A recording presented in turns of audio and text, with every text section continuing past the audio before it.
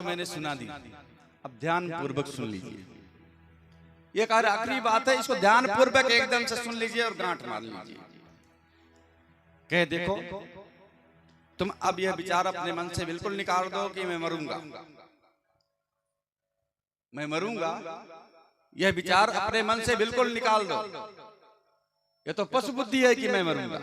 अरे तुम पैदा ही कब हुए थे जब मरोगे? तुम पैदा ही कब हुए थे जब मरोगे?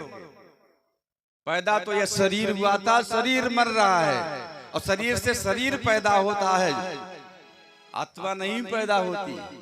आत्मा न जन्म लेती है न मरती है। अरे भाई, बीज से बीज पैदा होते हैं, अंकुर से अंकुर निकलते हैं। उसी प्रकार से एक शरीर से तो दूसरा शरीर बनता है, लेकिन तुम शरीर नहीं हो। हे परीक्षित, जिसे तुम मान बैठे हो कि मैं हूं, वह मैं नहीं हूं, मैं नहीं बोल रहा हूं। ये शरीर नहीं बोल रहा है, इस शरीर के अंदर जो बैठा है वो ब्रह्म का अंश, वो बोल रहा है। हे परीक्षित, यह बुद्धि त्याग दो कि मैं मरूंगा। ये तो पशुवत बुद्धि है। कह देखो, दीपक की दीपकता तभी तक है जब तक तेल, बत्ती और आग का संजोग है। दीपक की दीपकता तभी तक होती है जब तक उसमें तेल, बत्ती और अग्नि का संजोग होता है। और जैसे ही अग्नि का संजोग दूर होता है, उस दीपक की दीपकता समाप्त हो जाती है। उसी प्रकार से वह परब्रह्म परमात्मा जो आत्मस्वरूप देह में स्थिति है, जब तक वह रहता है तभी तक शरीर का ही कीमत है। ये शरीर तो तभी तक है। इसलिए हे परीक्षित, स्वयं को अपने में स्थित हो जाओ। लोग हाल समाचार पूछते हैं, भैया आप स्वस्थ हैं? आप स्वस्थ हैं? हाँ भैया स्वस्थ हैं। वैसे स्वस्थ का अर्थ लोग यह समझ लिए हैं कि ठीक ठाक हैं, लेकिन स्वस्थ का अर्थ यह होता है कि आप अपने अंदर स्थित हैं, कि आपका ब्रह्म का चिंतन, ईश्वर का चिंतन बन रहा है कि नहीं बन रहा है। स्वस्थ का अर्थ यह होता है। अभी लोग बीमारी, रोग इत्यादि से उसका अर्थ समझ लिए, उसी में प्रयोग होता है कि दीपक की दीपकता तभी तक है जब तक तेल, बत्ती का संजोग है, अग्नि का संजोग है। इसलिए परब्रह्म परमात्मा का ही नित्य प्रति चिंतन करना चाहिए। जीव को भगवान की ही आराधना करनी चाहिए। सुखदेव जी फिर से कहते हैं कि हे परीक्षित, और कुछ पूछना है? परीक्षित कहते हैं कि प्रभु अब हमको कुछ नहीं पूछना है, आपने हमको उपदेश कर दिया। अब तो मेरा मन जो है वो भगवान में ही लग रहा है और अब मैं कुछ नहीं सुनना चाहता। सुखदेव जी ने कहा ठीक है। सुखदेव जी उठे, सभा से उठ करके चले गए। तभी तक्षक आ रहा था कि चल करके परीक्षित को मैं डस लूंगा, और परीक्षित को डस लूंगा तो मृत्यु हो जाएगी। ये आते समय रास्ते में इनको एक ब्राह्मण देवता मिल गए। ब्राह्मण देवता कहने लगे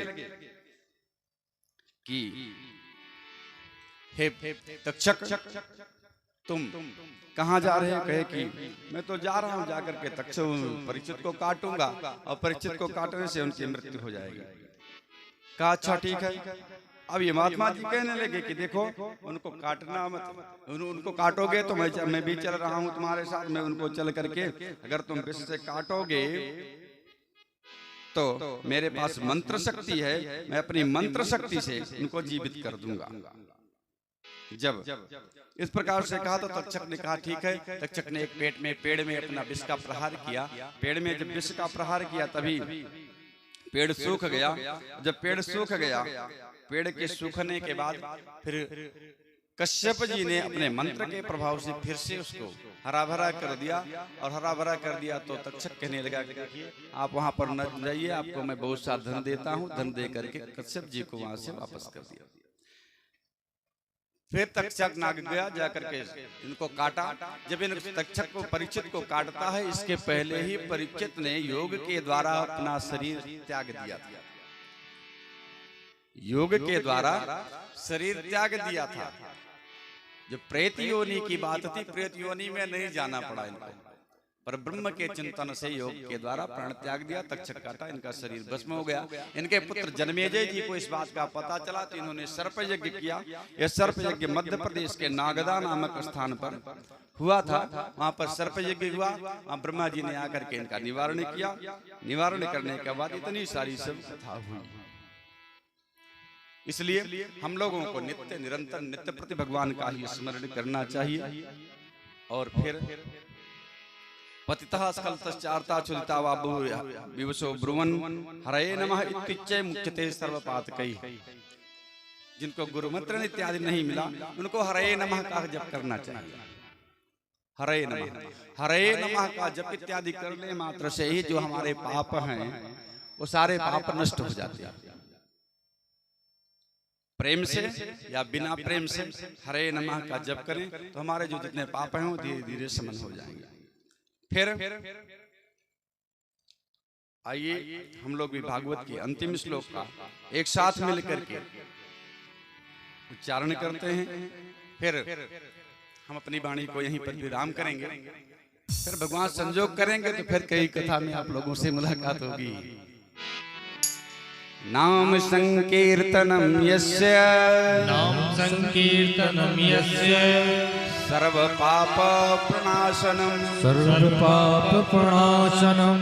प्रणामो दुःख समनस्तम नमामि हरिं परम नाम संकीर्तनम यस्य सर्व पाप प्रणाशनम